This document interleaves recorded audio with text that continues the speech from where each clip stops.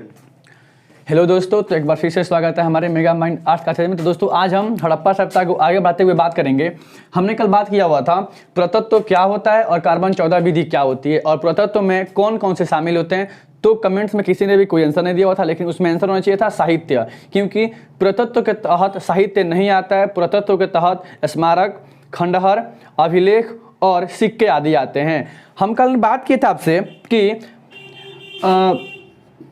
15 जनवरी 1784 को हमने कल बात किया था 15 जनवरी 1784 को विलियम जोन्स के द्वारा कोलकाता में एशियाटिक सोसाइटी की स्थापना होती है, जिसका मेन पर्पस होता है भारत के बारे में इतिहास को प्रकट करना। और ये क्वेश्चन पूछा हुआ है कि एशियाटिक सोसाइटी की स्थापना कब की गई थी, तो 15 जनवरी 1784 को। और किसने की थी, तो नाम था विलियम जोन्स। क्या नाम था बाबू नाम था उनका विलियम जोन्स। और ये क्वेश्चन 12th के एग्जाम में बिहार बोर्ड में पूछा हुआ है। 110% पूछने की भी संभावना है 2023 के एग्जामों में, ठीक है।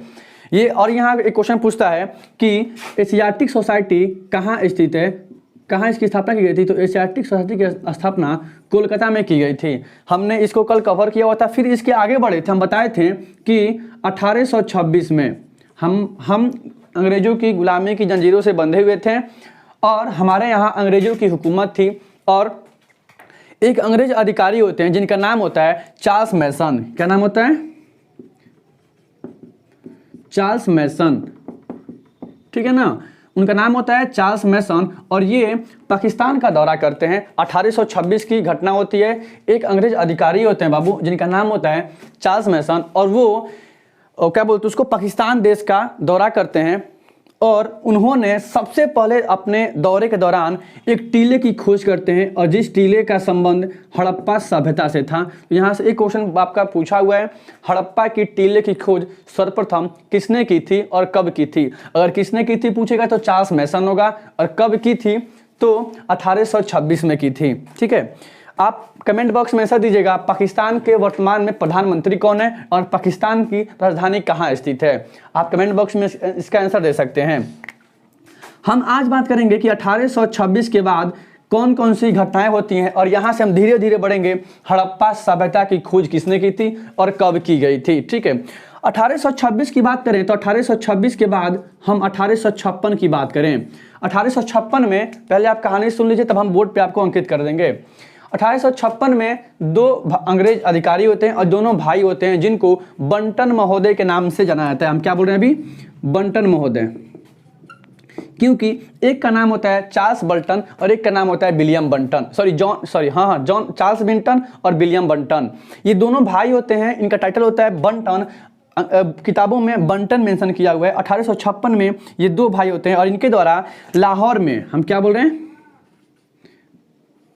लाहौर में रेलवे लाइन बिछाने का काम किया जा रहा होता है। हम आपसे फिर बता दे रहे हैं 1856 की 1826 के बाद जब 1826 में चार्ल्स मैसन ने हड़प्पा के टीले की खोज कर दी थी, तो उसके बाद 1856 में लाहौर में बंटन महोदय के द्वारा रेलवे लाइन बिछाने का काम चल रहा होता है। और यहाँ पे उनको कुछ ईंटें प्राप्त होती है। देख लीजिए ईंटें कैसे होते हैं।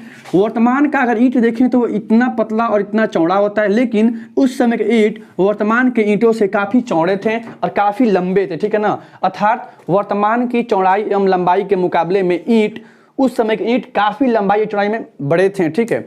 इस तरह से ये बंटन महोदय क्या करते हैं, जो इनको हड़प्पा सभ्यता से संबंधित अवशेष प्राप्त होते हैं, इन अवशेष को ये अपने काम में ही प्रयोग कर लेते हैं। मेरी बात समझ गए।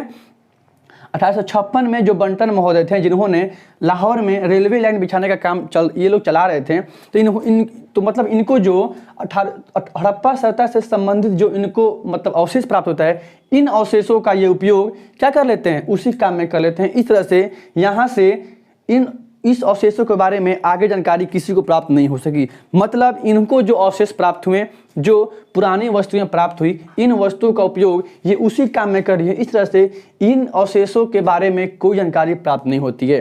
फिर आगे बढ़ते हैं। आपसे मेरा क्वेश्चन देख लीजिए यहाँ पे, 1856 से एक साल पहले 1857 की क्रांति हुई थी। आपको पता होना चाहिए 1857 की क्रांति जिसको सिपाही विद्रोह के नाम से जानते हैं और वी डी सावरकर द्वारा, ठीक है, वीडी सावरकर द्वारा 1857 की क्रांति को प्रथम स्वतंत्रता संग्राम की संज्ञा दी गई है। ये भी क्वेश्चन आपके 12th एग्जाम में पूछा हुआ है कि 1857 की क्रांति को अन्य किस नाम से जानते हैं, तो 1857 की क्रांति को प्रथम स्वतंत्रता संग्राम के नाम से जानते हैं और 1857 की क्रांति को सिपाही विद्रोह के नाम से जानते हैं। यहाँ हमने अभी एक क्वेश्चन बोला कि 1857 की क्रांति को प्रथम स्वतंत्रता संग्राम की संज्ञा किसने दी थी, तो वो थे वीडी सावरकर। ठीक है ना, सही है।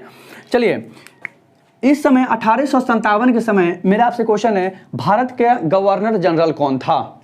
ये क्वेश्चन बना हुआ आपके 12th एग्जाम में। तो 1857 की क्रांति के समय भारत का गवर्नर जनरल लॉर्ड कैनिंग था। कौन था बाबू? लॉर्ड कैनिंग था।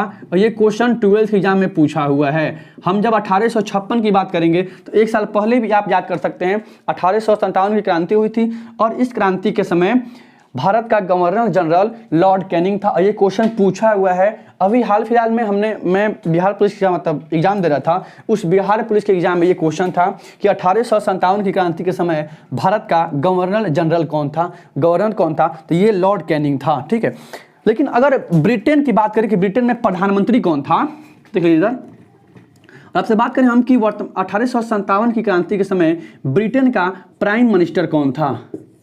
ये भी आपको 12th में पढ़ना है। आपको ऐसा लगता होगा कि ये आफ्टर 12th के बाद का सिलेबस, ऐसा कुछ नहीं है। आपके 12th के एनसीईआरटी बुक में पूरे के पूरे इस चीज़ को मेंशन किया गया है। तो 1857 की क्रांति के समय ब्रिटेन का पीएम पामस्टन थे। कौन थे? पामस्टन थे। और ये क्वेश्चन भी बिहार पुलिस के एग्जामों में पूछा हुआ है, बीपीएससी तक के एग्जामों में पूछा हुआ है। आप यहाँ से दो क्वेश्चन को अलग से कंफर्म कर सकते हैं कि 1857 की क्रांति के समय भारत का गवर्नर लॉर्ड कैनिंग था और ब्रिटेन का प्रधानमंत्री पामस्टन था। यहाँ तक कवर हो गया। आप फिर से देख सकते हैं, एशियाटिक सोसाइटी कोलकाता में स्थित है। स्थापना विलियम जोन्स ने किया था। 15 जनवरी 1784 को इसकी स्थापना की गई थी। आगे बढ़ते हैं तो 1826 की घटना होती है और चार्ल्स मैसन होते हैं और उनके द्वारा हड़प्पा की टीले की खोज की जाती है। अगर 56 की बात करें तो 56 में दो भाई होते हैं जिनका नाम होता है चार्ल्स बंटन और विलियम बंटन। ये बंटन महोदय लाहौर में रेलवे लाइन बिछाने का काम कर रहे होते हैं और इनके द्वारा कुछ ईंटों के अवशेष प्राप्त होते हैं और ये ईंट के अवशेष का उपयोग उसी काम में कर लेते हैं। अगर हम फिर आगे बात करते हैं तो आगे देखते हैं, इसके मात्र 5 साल बाद 1856 के मात्र 5 साल बाद अंग्रेजों को ऐसा अनुमान होता है कि यहाँ पे एक ऐसी सभ्यता दबी हुई है जो भारत से संबंधित अपनी संस्कृति के ठीक है परिचय देती है और अंग्रेजों को ऐसा लगता है कि हमें भारत के बारे में अब जानना है। ठीक है ना, हमें भारत को और विस्तार करना है और विस्तार के बारे में जानना है। और इसी समय 1861 में भारत में पुरातत्व विभाग की स्थापना होती है।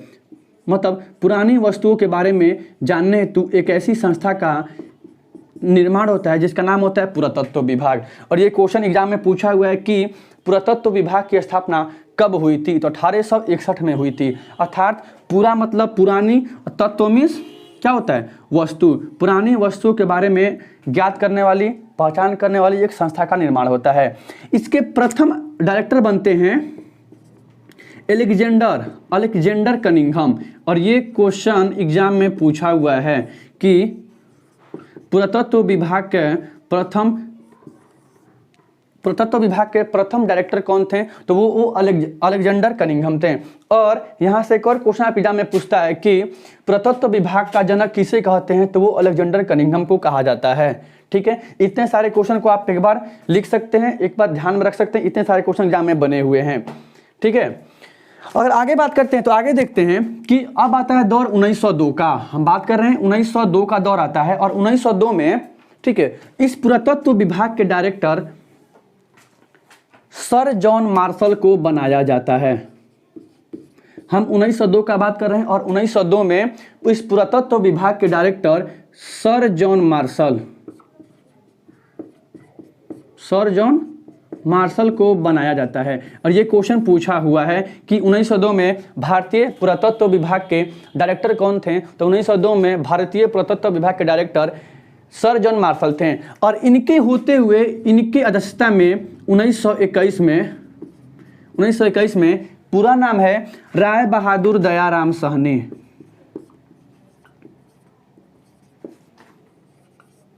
राय बहादुर दयाराम साहनी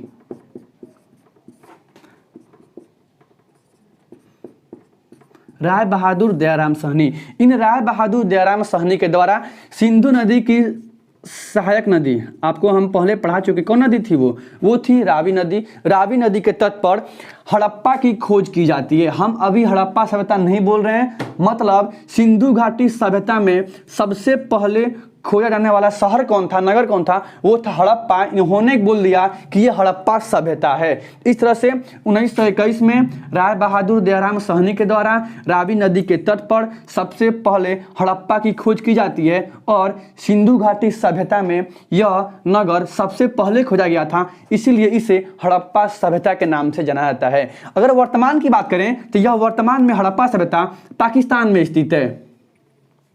कहाँ पे स्थित है? पाकिस्तान। हाँ, आपसे फिर क्वेश्चन पूछ रहे हैं, पाकिस्तान के वर्तमान में प्रधानमंत्री कौन है और उसकी राजधानी क्या है, ठीक है ना। ये क्वेश्चन बना हुआ है कि हड़प्पा सभ्यता वर्तमान में कहाँ स्थित है, तो पाकिस्तान में स्थित है। पाकिस्तान का एक जिला है मांटोगरी जिला, देखिए इधर ध्यान दीजिए आप लोग, मांटोगरी जिला।